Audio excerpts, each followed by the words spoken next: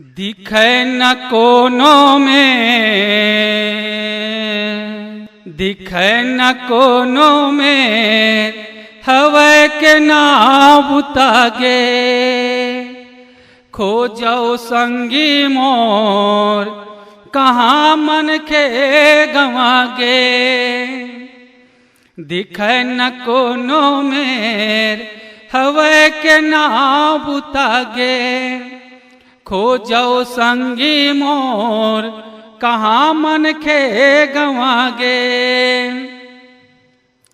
जंगल झाड़ी खार, डोंगरी माँ जा जाके। शहर शहर हर गाँव गीत लगा गा के।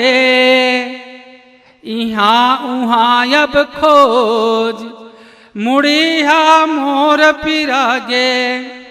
खोजो संगी मोर, कहाँ मन के गवागे। रद्दम मिले जैन तिरवो कर जा जाके। करें मैं फरियाद आसूला ढरा ढरा के।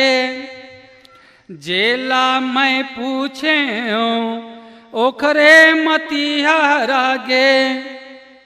खोजो संगी मोर, कहाँ मन के गवागे। गरीब गुरबा संग रहे ओ मन ला लगा के। पोछे ओखर आंसू संगवारी अपन बना के। ऐसन हमर मितान हमर ले घात रिसागे। खोजो संगी मोर, कहाँ मन के गवागे। दिखे न कोनो मेर, हवे के नाव बुतागे। खोजो संगी मोर, कहाँ मन के गवागे। दर्द मदर्द जान रखे वो अपन बना के। हेरे पीरा बान जेनहर हंसा हंसा के। ओखर वो पहचान संग ओखरे सिरागे। खोजो संगी मोर, कहाँ मन के गवागे। दिखे न कोनो मेर, हवे के नाव बुतागे। खोजो संगी मोर, कहाँ मन के गवागे।